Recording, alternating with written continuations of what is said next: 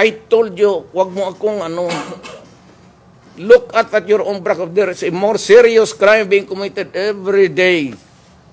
Yung lumalabas ng preso nag-hold up, nagkikidnap, tapos bumabalik dyan sa munting lupa. Yung mayayaman na lumalabas dyan, binabayaran. Ngayon, magtanong ako, kasali ka ba doon sa pera? Bakit nakakalabas at nakakapasok? Bakit nakakapasok yung mga babae? Bakit nakakapasok yung magagandang pagkain? Bakit nakakapasok yung baril? Bakit sila nakakaluto ng shabu dyan? You answer for that to the nation.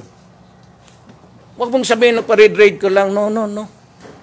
Iyong bureau yan. Nandoon ako sa Mindoro, lumabas yung sablayan.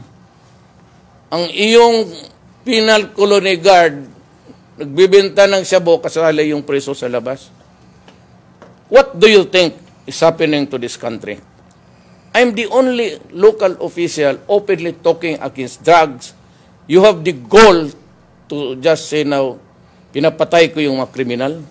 Anong ginawa mo sa mga kriminal dito sa Pilipinas? Answer me. Ikaw, abogado ka.